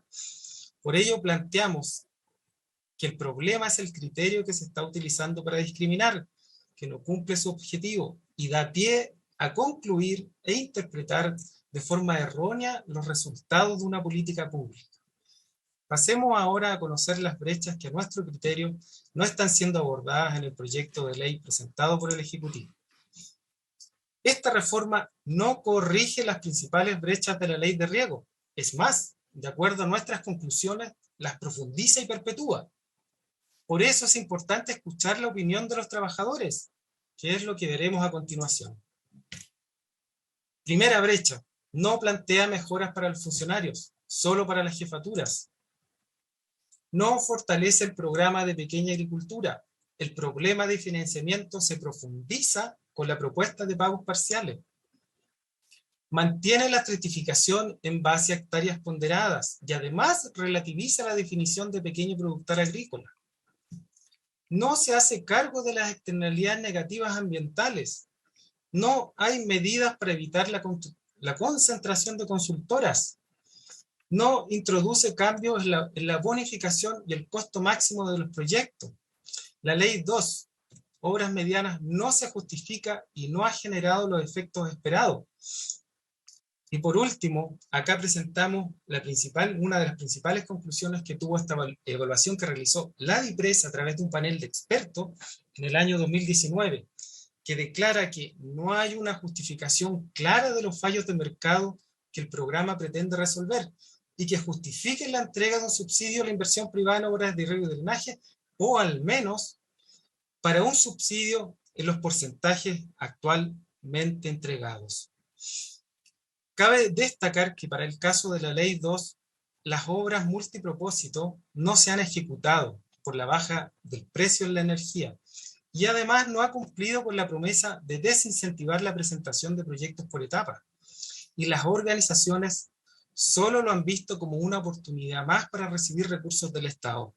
Por ello, nuestra propuesta es suprimir la Ley 2, porque no se justifica y, como hemos visto, no hay un fallo de mercado. Conocido nuestro análisis al proyecto de ley presentado por el Ejecutivo, pasamos ahora a presentar nuestras oportunidades de mejora, que esperamos tengan cabida y buena acogida en esta comisión. Buscamos mejorar el proyecto de ley y no interferir en su tramitación. Un momentito, Jimena, ¿cómo estamos con los tiempos? Estamos No, pasados, presidente, pero el gobernador no ha ingresado todavía. Ya. La idea es que sea bien específico para poder dar cabida si llega el gobernador. Estimado presidente, vamos a tratar de apurar, ya estamos en la parte final. Sustituir los criterios de estratificación. Acá está el corazón de nuestra propuesta. Este es el principal problema de la ley de riego, que el criterio utilizado no permite discriminar y lo que mide es el tamaño del predio y lo mide mal, dejando fuera suelos de secano y los no aptos para el riego. Vimos una discusión eterna en la Cámara de Diputados respecto a cómo poder definir lo que es la superficie de riego ponderada. Bueno, la superficie de riego ponderada se obtiene al multiplicar las hectáreas físicas del predio postulante por la tabla de conversión de capacidad de uso de suelo, que va del 1 al 4. Es así que los suelos con clase de uso de suelo, que van del 5 al 8, y los suelos de secano ponderan 0 hectáreas. 500 hectáreas de secano son 0 hectáreas ponderadas para la ley. Las grandes empresas prácticamente desaparecen del Biobío al sur. Las grandes empresas para la ley, ese 1% que vimos ahí, es exclusivamente aquellos que postulan a los concursos de grandes empresas. Entonces acá el problema, estimado presidente, y a través suyo se lo decimos a los senadores, el problema acá es el criterio. Este es nuestro último ejemplo y quizá el más gráfico de este problema. Y es que las grandes empresas están siendo mal clasificadas. Y según el criterio de superficie ponderada, son consideradas pequeñas o medianas. Entonces, cuando el Ejecutivo afirma que el 80% de los fondos han ido a la pequeña agricultura, se están considerando estas empresas. porque lo que hace es sumar al pequeño productor agrícola, sumar al pequeño empresario agrícola y a las organizaciones de pequeños. Este es el problema que queremos corregir con urgencia. ¿Y cuál es nuestra propuesta? En definitiva, lo que proponemos es pasar de medir el predio a medir al beneficiario, el destinatario de la política pública. Y esta es nuestra propuesta de estratificación. Podrán haber otras, pero vamos a tener la seguridad que los recursos que pone el Estado van para aquellos que se dice que van. Para el caso de las personas naturales y jurídicas, ¿no es cierto? Proponemos crear un primer estrato que considere a las personas indígenas y a los campesinos de la agricultura familiar campesina. El estrato B, considerar mantener al pequeño productor agrícola de INDAP, que ya está definido, ¿no es cierto? Está en la ley orgánica del INDAP, y sumar junto con ello a la microempresa. El estrato C, a la pequeña empresa, ¿no es cierto? Aquella que va desde las 2.400 UF hasta las 25.000, y el estrato D, a la mediana empresa, que va de las 25.000 a las 100.000 UF. Y en esto nosotros estamos de acuerdo con el Ejecutivo y avalamos esa posición, y es que la gran empresa no requiere más aportes del Estado. Ellos afirman que no requieren más aportes del Estado. Nosotros decimos que la gran empresa nunca ha requerido aportes del Estado. Para el caso de las organizaciones, ¿qué es lo que proponemos? En primer lugar, considerar a las organizaciones en propiedad comunitaria, comunidades indígenas, asociaciones indígenas y comunidades agrícolas. Esa forma tan particular de organización que hay en la tercera y cuarta región. Y para el caso de las organizaciones de usuarios, reconocerlo por lo que son, no porque son pequeños o no cumplen con el criterio de pequeños, que además este proyecto de modificación propone rebajarlo. Un estrato B, que son las comunidades de agua y drenaje, un estrato C, que son las asociaciones de canalistas, y un estrato D, que serían las juntas de vigilancia. Nuestra segunda propuesta, presidente, dice relación con fortalecer el programa de pequeña agricultura. Robustecer. Avalamos la recomendación de la DIPRES de aumentar el monto máximo del costo de los proyectos. Pasar de las 400 UF, que es el techo que actualmente tiene, a las 1.000. Cabe mencionar que las dos recomendaciones que hace DIPRES para el programa de pequeña agricultura no son consideradas por esta reforma. El programa, con su poca inversión, ha tenido un efecto redistributivo de la ley. Ha llegado a aquellos que realmente lo necesitan. ¿Qué es lo que proponemos? El programa debe considerar excluyentemente los nuevos estratos A y B, es decir, llegar al campesinado y al pequeño productor INDAP. Recuperar nuestra unidad especializada y que además considere el acompañamiento de estos proyectos. El programa especial es el único que contribuye a una mayor equidad en la asignación de los recursos y mitiga la regresividad propia de la ley de riego. Según FAO, la sustentabilidad de un proyecto de riego para la agricultura familiar campesina depende de reducir el costo de la energía. El techo de las 400 UF no permite presentar mejores proyectos y la reforma del Ejecutivo mantiene el monto y lo carga con los pagos parciales, que es prácticamente declarar la sentencia de muerte al programa. Y además no tiene relación con la tradición de la CNR, que siempre ha pagado contra obras terminadas. Entonces, ¿cuál es nuestra propuesta a ese problema? ¿Qué es lo que propone el informe de la DIPRES? Y es que la falta del capital que afecta a la pequeña agricultura se soluciona con un fondo de garantía, no a través de pagos parciales que generan incentivos perversos a los consultores, porque ya no hay interés en trabajar con este segmento y se podría producir el abandono de obras y probablemente estafa. Y esto ya lo conocemos, esto es lo que pasa con el bono legal de agua, que tiene contenido el pago por hitos parciales, en donde los abogados inician las tramitaciones, reciben el pago y a posterior dejan abandonados esos trámites. No queremos correr ese riesgo. La CNR se caracteriza por su probidad.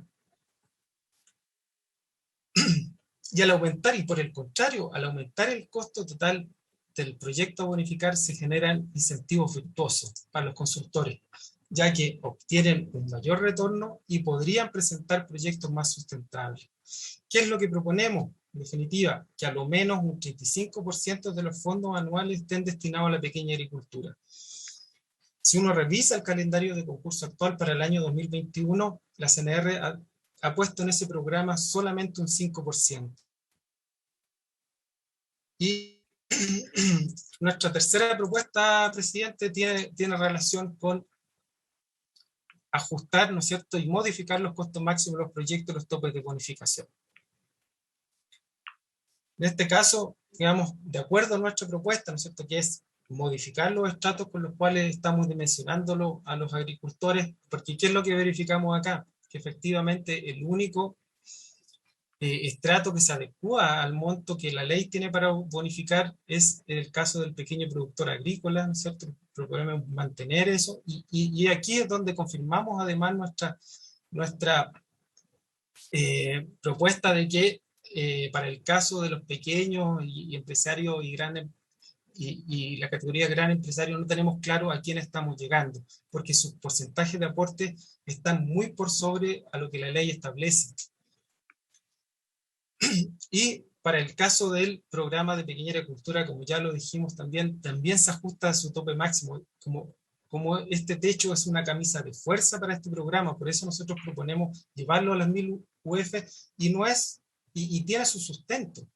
Porque si nosotros vemos al pequeño productor INDAP que postula la ley sin pasar por pequeña agricultura, sus proyectos en promedio están en las 1100 UF. Es decir, que ellos cuentan con la capacidad para ejecutar proyectos de menor cuantía. El problema es que nosotros no estamos destinando esos recursos para llegar. Y en el caso de las obras menores, proponemos acá algunos ajustes, lo podremos discutir, pero lo que es cierto es que las obras medianas no han traspasado la barrera de las 30.000 UF, ¿no es cierto? Declaramos que este tipo de obras llegan a las 250.000 UF, pero la verdad es que no hemos traspasado ese techo. Y es, como lo dijimos, una alternativa más de captación de fondos para las organizaciones de usuarios. Y por último, nuestra cuarta propuesta, ¿no es cierto?, es transparencia e igualdad de condiciones para todos los consultores. Esto lo identifica el propio informe de la DIPRES. Hay un problema de concentración de los consultores, tenemos un oligopolio. De cerca de 400 consultores con proyectos bonificados, 23 concentran el 50%. ¿A qué hacemos referencia con esto? Básicamente a esto, que tenemos un grupo muy acotado de consultores de 400 que son los que están prácticamente bonificando todos los proyectos. Nos preocupa esta gran concentración en unas pocas consultoras y su grado de influencia sobre el CNR ante el riesgo de dependencia para la operación administrativa y la situación privilegiada que podría permitir la especulación de la resolución de los concursos. Son tan grandes que la CNR los debe proteger.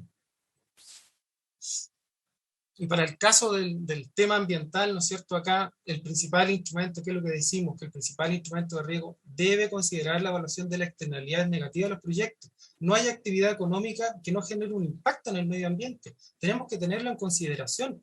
Apoyamos en ese sentido las indicaciones que se aprobaron en la Cámara respecto a prohibir el cultivo en ladera y proyectos con nueva superficie de riego en áreas de restricción y prohibición. La transferencia de agua debe ser efectiva y establecer la restitución de los caudales a sus cauces, como lo decía la senadora Allende, lo preguntaba. La ley deberá, ¿cierto? Hay un artículo ahí que dice podrá. La ley deberá bonificar proyectos de preservación del medio ambiente y la calidad de aguas. Y por último, presentamos esto que es la paradoja de la total eficiencia de riego y el revestimiento de canales y sus consecuencias en la recarga natural de los acuíferos y el calentamiento de la tierra. Algo que ya hacía mención la gobernadora Cris Naranjo, ¿no es cierto?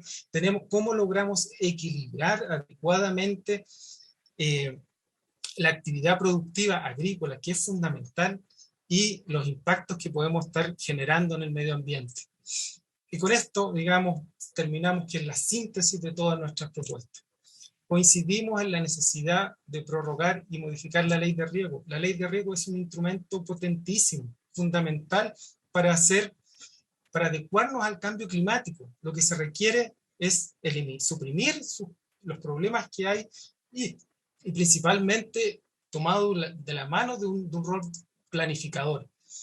Exigimos la solución de forma urgente a la crisis laboral.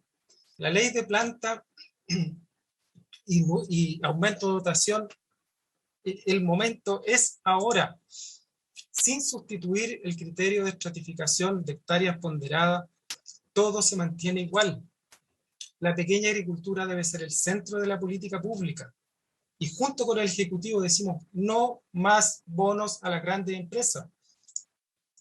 Los porcentajes de bonificación y montos máximos de proyecto deben estar justificados. ¿Qué sacamos con tener una ley que en su letra propone las 250.000 UF cuando efectivamente esas obras no han pasado en promedio las 17.000 UF?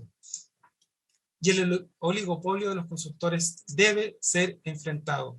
El enfoque medioambiental y soberanía alimentaria debe estar expresado en el articulado de la ley. Solucionando el problema de la estratificación, se corrigen gran parte de los cuestionamientos a la ley. Y de esta manera, efectivamente, estaremos llegando a los sectores que requieren apoyo del Estado.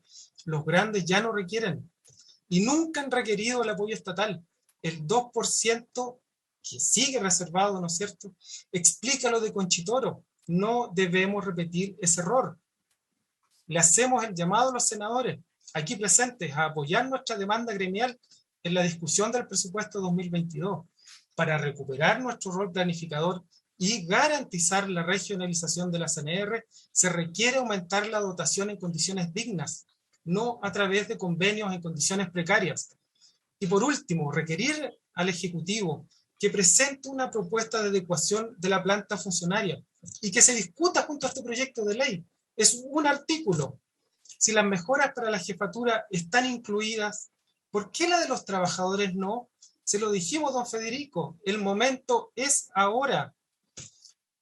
Quedamos disponibles para aclarar o explicar todos los análisis y propuestas y, por cierto, ser parte de la discusión con los equipos de asesores o en las instancias que ustedes estimen convenientes.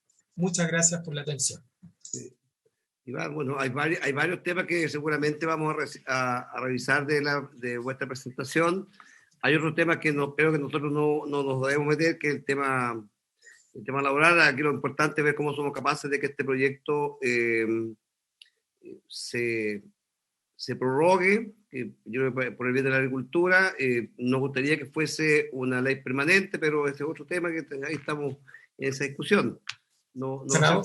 Presidente. Pero sí sabemos que vamos a tomar parte de tu presentación para ver cómo vamos a ir avanzando en esto. Presidente, moción de orden. Senadora Allende, secretaria, nos queda, ¿llegó el gobernador? No, dice, pidió disculpas, dice que no va a alcanzar a conectarse porque está en una reunión con los demás alcaldes de su región. ¿Nos quedan más presentaciones? Precisamente, quería pedirle, presidente, disculpe, un saludo a todos, por supuesto, a todos y a todos nuestros invitados, agradecerles su presencia, sus intervenciones, interesantes, y pedirle que invitáramos para la siguiente vez, por supuesto, al gobernador Mundaca. Veo que coincide que se atrasó y nosotros también, porque ya estamos prácticamente en la hora. Ustedes saben que tenemos una sesión especial, incluso adelantada a las 3 de la tarde. Entonces yo quería pedir, por favor, que esta vez fuéramos puntual al término y dejar invitado al gobernador para la siguiente sesión. Así será, senadora. Muchas gracias. Secretaria, no tenemos más presentaciones, ¿no es cierto? No, presidente, terminamos. A ver, lo que ¿Quería hacer acá, un alcance el presidente antes de que cierre la sesión? ¿sí? ¿Quién me habla? La gobernadora Cris Naranjo. Adelante, gobernadora. Sí, bueno, nada más un tema generalizado. Creo que al respecto, esta ley tal como está obsoleta.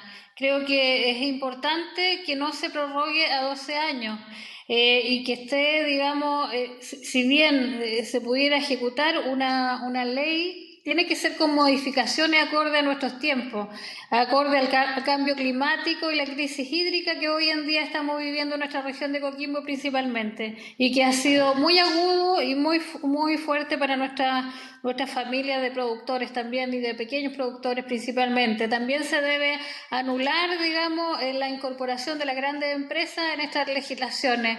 Creo que ellos, si bien producen una gran cantidad, ¿cierto?, de que se va al extranjero, digamos, en la demanda que existe extranjera, nosotros tenemos que ser capaces de transformar nuestra agricultura a los nuevos mercados también con respecto a los mercados orgánicos, como antes señalé. Y hacerle otro alcance con respecto a los presupuestos. Hoy en día nosotros estamos trabajando también en la ley de presupuestos que también está en el Senado en discusión, digamos, para poder nosotros incrementar los presupuestos de las regiones. Estamos en pos de la descentralización, sin embargo, todavía estos presupuestos son centrales y nosotros estamos asignando directamente a través de esta ley a la CNR, inclusive, a costear todo su personal. Estos presupuestos deben ser de gobierno central cuando tiene estos topes que a nosotros como gobernadores no nos permiten tener una flexibilidad del manejo para poder llegar a la emergencia de forma oportuna, lo que no ha sido eficaz en estos años. También nosotros estamos proponiendo en la ley de presupuesto que estos aspectos de la crisis hídrica y crisis climática se traten directamente desde los gobiernos regionales, incorporando dos glosas fundamentales para el manejo nuestro, que es la glosa del agua y la glosa para la emergencia, considerando la emergencia climática como fundamental y de gran gravedad en este momento, ya que podemos presentar gran nivel de afectación nosotros en las comunas de nuestras regiones. Así que eso, presidente, creo que como está la ley no procede, ojalá que no se llevara a votación y que si bien se puede articular algún proceder de esta ley, tiene que ser con todas las indicaciones que nosotros necesitamos como gobiernos regionales para llegar efectivamente a estas problemáticas tan graves que tenemos hoy en día en nuestras regiones. Gracias. Bueno, en eso estamos, gobernadora, estamos estudiando, estamos discutiendo esta ley, por eso escuchamos muchos invitados, algunos nos proponen la prórroga por menos años, otros por más años, entonces tenemos que seguir nosotros con el estudio de esta ley. Y también estaremos atentos a las sesiones que vienen también para poder participar con ustedes. Por eso es muy importante, secretaria, tengo entendido que los demás senadores tendrían que autorizarnos a pedir a la sala la discusión en general y en particular también para la próxima semana, ¿no es cierto? Es una autorización que me dan los diferentes presidentes de las comisiones, ¿no es cierto? Mi micrófono, secretario. Sí, como la comisión acordó formar un grupo de trabajo con los asesores y el ejecutivo para ver las posibles modificaciones que se pueden hacer al texto, entonces sería conveniente pedir en ese entendido a la sala la autorización para verla en general y particular, porque solo se está autorizado para verla en general. Por eso entonces podría recabar el acuerdo de la comisión. ¿Hay acuerdo para pedirlo en particular y en general, no es cierto? Ya. Yes. ¿Estamos de acuerdo?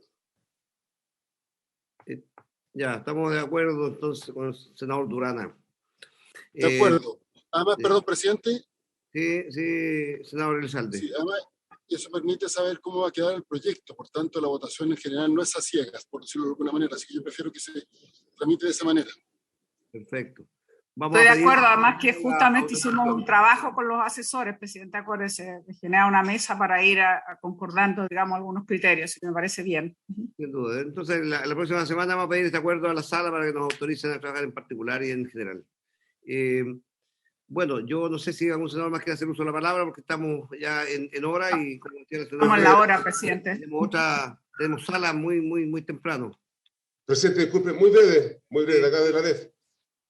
Adelante. Presidente, solo ofrecer y estamos disponibles para que también puedan integrar a nuestros compañeros sindicalistas y esta confederación en esa mesa, que es el grupo asesores, que sería interesante en la línea que acabamos de escuchar, que es muy prolija, profesional y con la experticia que tienen también las y los integrantes, que hoy día tienen este déficit estructural de nula carrera, pero siguen aportando para el desarrollo también del país. Eso, presidente, y muchas gracias por su atención. Estamos atentos también a esa invitación formal, por favor. Lo tendremos en consideración. Fernando. Solo dos pequeños detalles. Uno, que estamos totalmente disponibles como las personas que pisamos los terrones, ¿no es cierto? Los que estamos siendo afectados directamente con estas decisiones, los que somos agricultores, los que vemos el cambio climático en nuestra puerta y lo tenemos ya dentro de nuestros campos generales. Y lo segundo es que a propósito de lo que dice la Asociación de Funcionarios, respecto a la cifra de las organizaciones de usuarios de agua, solo un ejemplo, en Maule Sur, más del 87% de sus regantes son pequeños agricultores. Y no solamente son pequeños agricultores, sino que muchos de ellos ni siquiera tienen los derechos de agua inscritos porque son constitucionarios y vienen y están sus derechos de agua inscritos en el SAC porque son ex reforma agraria. Y nadie nunca se le ha puesto cuestiones al respecto de ninguna especie. O sea, y esa nomás el arroz, porque... Inmediatamente se beneficia cuando el canal completo se beneficia porque el agua escurre para todos por igual. Muchas gracias. Bueno, esta es una linda discusión. Sabemos que este es un proyecto que requiere de bastante más estudios. Sabemos que es muy importante para la agricultura, que hay un tema de cambio climático, tiene varias aristas que son muy buenas de escuchar y discutir. Ese es el sentido de esta comisión. Esta es una comisión, ya vemos, unida de 3 comisiones, y esperamos esto sacarlo adelante porque por el bien de la agricultura y por el bien del país también. Así que agradeciéndoles a todos vuestras presentaciones, el Ejecutivo les va a dar la palabra más adelante. Yo creo que ya escucharon ciertos requerimientos y esperamos encontrarnos la próxima semana a la misma hora, miércoles a las 12 del día. Así que, habiéndose cumplido el objetivo de esta sesión, esto se levanta. Muchas gracias.